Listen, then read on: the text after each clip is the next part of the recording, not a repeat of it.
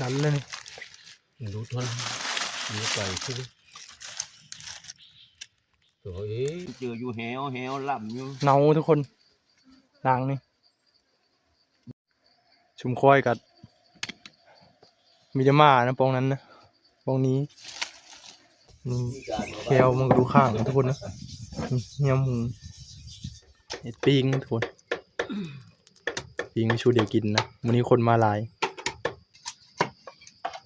เห็ดมั่มเห็ดมั่มเห็ดมั่ม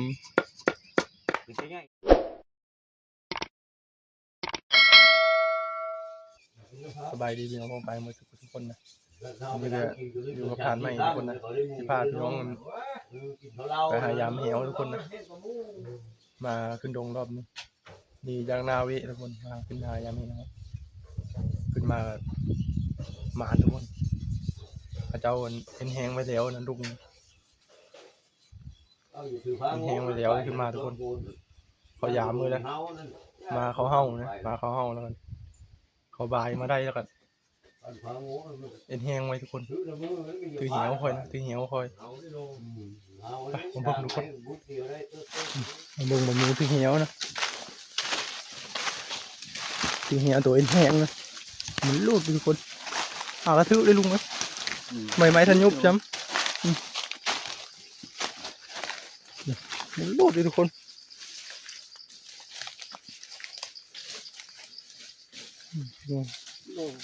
มึงคำเลยผมไม่ย่างจอเขาไปฮะมาถึงตัวย่างนี่ดูแล้วบ้านนี่ดูแล้วบ้านแก้วเหวนี่เกี่ยวจำเป็นเลย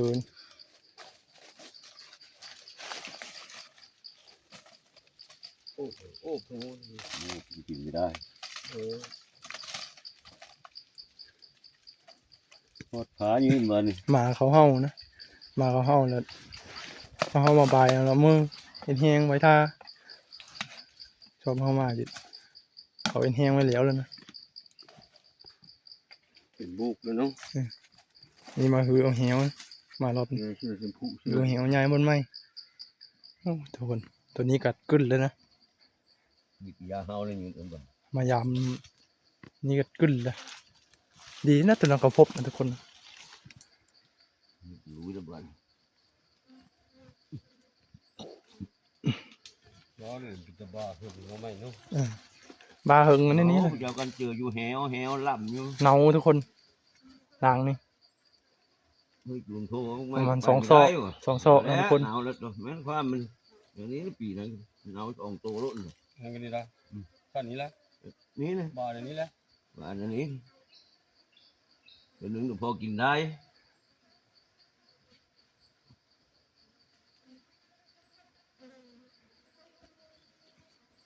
ถือไปเดือดเลยทุกคนนะมันตีงกันเบอร์ไม้ท่านได้ยุบใช่ไหมเรื่องเอาไว้ผมเหนียวหมูนะเขียนมันว่าเขาพยายามกันตอนนั้นมีเป็นตะกินเอาแจ้งรถหมูพันดีก็หมูหมูพันดีหมูดีอยู่นะจนทื่อแล้วมันมากทั้งนี้อันนี้กำลังเอาหนังมันนะลุงเป็นกระเป๋าหนังมันเม็ดหนังเข้มเขาพยายามไม่ได้กินนี่ตอนนั้นยืนสีมันก็เอามือให้ตะโลนะพอดีเป็นตะโลทุกคนนะเอากับบริทิมเม็ดตะโลไว้แกงเชนอไม้น้ำมันเป็นตะกินยุ่ยตะโลใช่ยืนอันเชื่อแม่ป้ากับแม่ไฟจะได้มีเอาบ่เอาไปเอาชื่อที่นู้นคนนี้มันชื่อพักมุจะพี่ใครละบ่ก็เชื่อกระติกขึ้นแล้วจะเถียงคุณนี่กูจะเจ็บไปแล้วอันตัวนี้มือให้กันดิเดี๋ยวเพิ่มแล้วอันเยอะบักกี่ท่านนะมาเอานั่นเนาะน่าเสียดายเลยเติมทุกคนนะไม่ได้กินชิ้นสดนะกินเดินชิ้นแห้งกับชิ้นเน่านะทุกคนชิ้นแห้งก็ถือว่าได้ทุกคนนะมายามใบกว่านี้ก็ใน2 ตัวว่าเดียวทุกคนเลยถือพร้อมเดียวนะตัวนี้เพิ่งก็มีเห็นนะตัวนั้นเขาเห็นมาเขาเห่ามาเขาไม่เห่าเป็นมาเขาเห่าก็ช่ำเดียวทุกคนเลย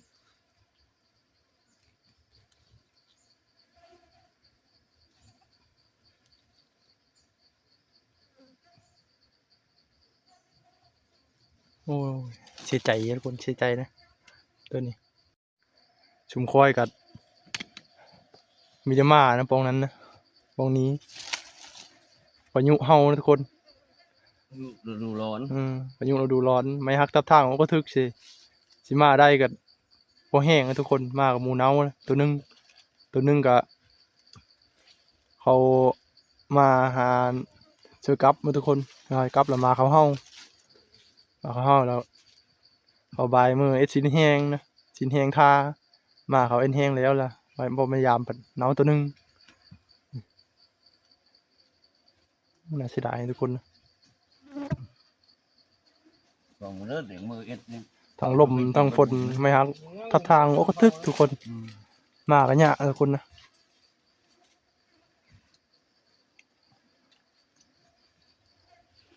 ถือที่เฮียสปริงแล้วทุกคน ไก่ได้มันเปิดที่พักทิม ได้กินตัวหนึงเนาตัวหนึงชุด กันเนาะ เสียใจเสียดายทุกคนทั้งเสียใจทั้งเสียดายบงอละ ตัวยาวนี่หมู หมูไล่เดียวหมู เออ ไล่เดียวเขาเมื่อวานนี่หมูฟันเดียวนะมีทอดตัวนั้นเดี๋ยวเขาเข้ามีมากขึ้น ถือแปลนเติร์ด ไม่ได้เป็นเมื่อกี้จิมิด ถือกับวิดีโอหึงไปเลยนะยังเป็นเนื้อเลยยังน็อกไว้อีกนะน็อกไว้อีกก็ได้ เด้อ มันแดดเนาะ น้ำไม่กินอยู่หันทำไมเลย เด้อ มันแดดยามนี้มันร้อนนะ ก็อย่าไปเลยจ้อยนะ เมื่อนี้น้ำเกือบเบื่อไปแล้วอย่างช้อย โอ้น่าเสียดายทุกคนนะประมาณ2 ซอกพอดีนะนี่ลุงกินกับปานเอานังพิษนังเค็มทุกคนสำนี้แหละใช่สำนี้แหละเสียใจทุกคนเลยเรานี่ ครับโอ้โหบางทีทำเรียบเดียวบ่ ถือตอนลมฝนเลยนะทุกคน ว่านี้มันถอดกี้นะ ลมฝนพายุเฮา ถึงเอาซื้อเมื่อตัวโลก็จะกินอยู่ เห็นไม้มาฮักทับทางกับบัวลมไว้มาอาจจะทันนะทุกคนนะนี่ทานมือละมาแล้วนะมือละมากับลมฝนมาโลดมือละมาก็ได้คืนอีกไม่ฮักทับทางมาบ่ได้นะหากทางมาฮอดเนาพร้อม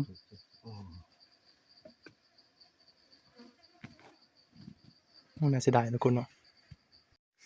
ดูหลังนี้โอ้หลังเลยทุกคนหมูเฮาสีนะ เขาขี้น้ำเพิ่นมาดูตัว หลังเลยนี่ ดูทนมีไก่ขึ้นตัว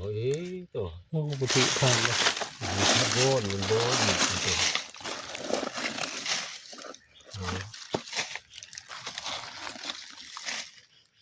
ผ่านแล้วหลังนี้ทุกคนสีโกเตนี่นะกิงมง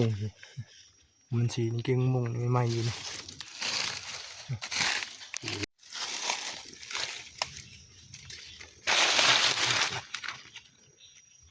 น่าเสียดายนะ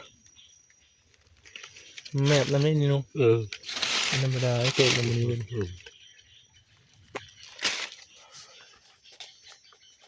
ตอนนี้ก็วันยามกลางคืนนะทุกคนนะฝนตกหากระยากตกแห้งขนาดมีสิพาพี่น้องไปการอึ่งนะทุกคนพาพี่น้องไปการอึ่งสีต้มเป็นคันไดนี่สีต้มใส่ใบมะขามกินแซ่บๆเลยพี่น้องมาลุ้นกันว่าสีมาหรือเปล่านะไปนี่คืออึ่งห้องลังอยู่นะ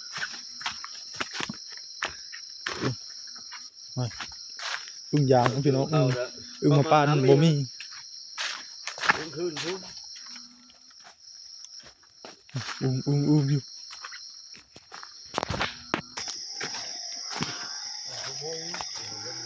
โอ้สีอึ่งห้องนะชมโพยบ่สีโคได้ผัดมิดนะพี่น้อง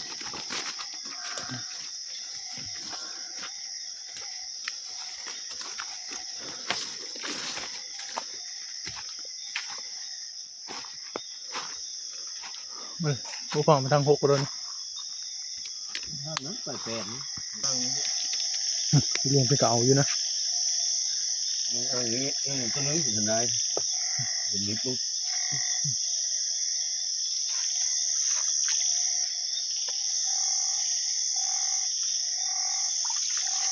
คุมรถฮะ นี่เขาก็จะงมน้องนี้นะ เลยเห็นตัวนึง มันอยู่นำมันนี้เนอะอึ่ง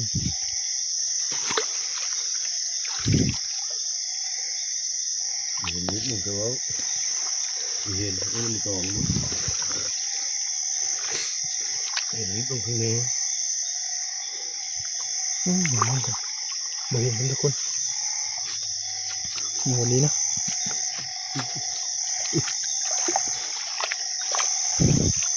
อึ่งมันอยู่นำมันนี้ลงมาไข่ตามอ่างนี่นะ ท่านสูเลยดิ นี่ลุงก็ได้ละ อึ่งย่างนะทุกคนเห็นอึ่งของบ้านเห็นอึ่งเผานะ นี่ชื่ออ้างนะมันเปลืองลูกนี่พี่น้อง วันนี้ก็เขาชิเลาะขึ้นเนือพุ่นนะอึ่งห้องล่างอยู่ หอมอยู่ตัวเหนียวไว้ เฮ้ยลุงเป็นลงเตอร์นะวูปสิมานก็เพิ่นนะนี่อ่างนี้ก็สีหาดอกขึ้นเนือเลยทุกคนนะตัวนี้ก็ล่างไม่อึ่งนะมาคือแล้วก็มิดทุกคน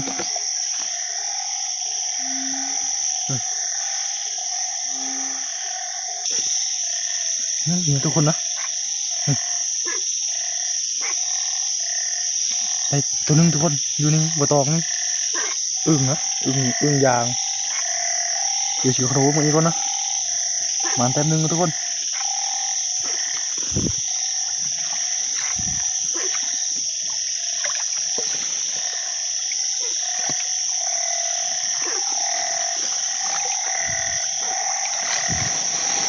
โน้เขาต้องมาเห็นเลยถือหมดทุกคนนะ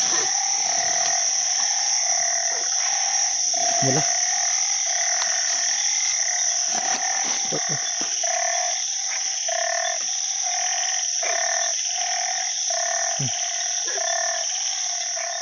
โอ้ต้องอยู่ดีทุกคนนี่นี่ตัวนึงนะตัวนี้กันนี่โอ้นี่มีสองตัววัดเดียวเลยทุกคนโอ้ตัวเดี๋ยวหายก่อนเนาะเดี๋ยวนี้อยู่ในเรื่องนี้ได้สองตัวทุกคนมันอึ่งเห่าบ่ได้หลายทุกคนนะอึ่งมาออนไลน์ไปเลยก่อนได้แล้วแรงทุกคนไอ้อึ่งในกบในตัวนึงทุกคนกบนะเดี๋ยวชิมมือให้กินก่อนนะให้ดูให้กินก่อนต้มแซ่บๆเลยพี่น้อง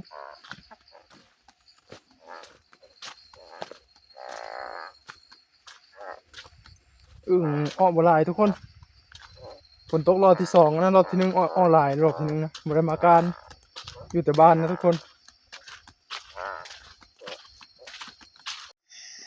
นี่นะพี่น้องฝนตกใหม่นี่ต้องระวังในเดินป่าย่างป่านี่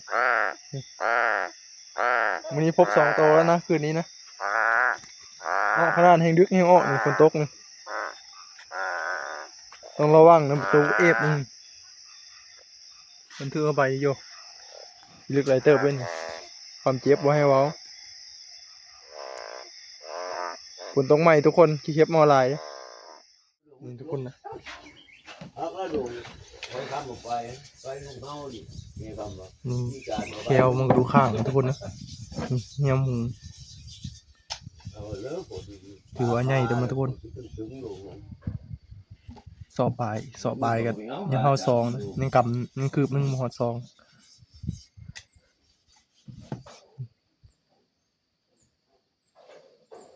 เหี้ยวหนีแหลมมาแหลม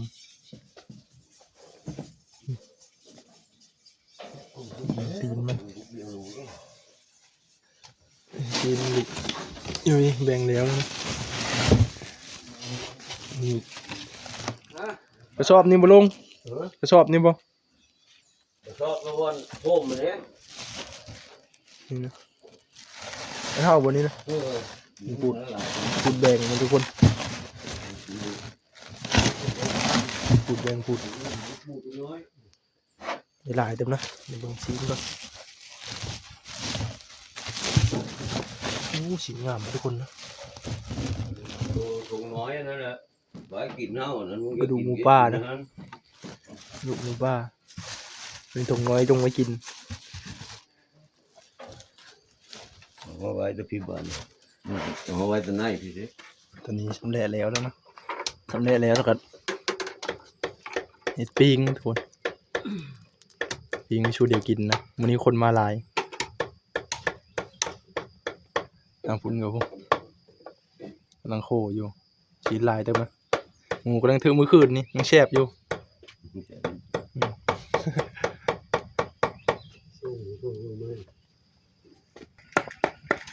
ชีดนี่ก็กระชากนึงเลยนะ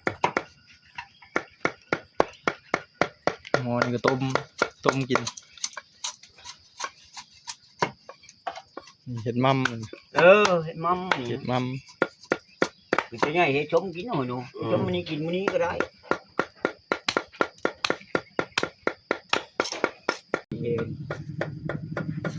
ไว้ด้วยไว้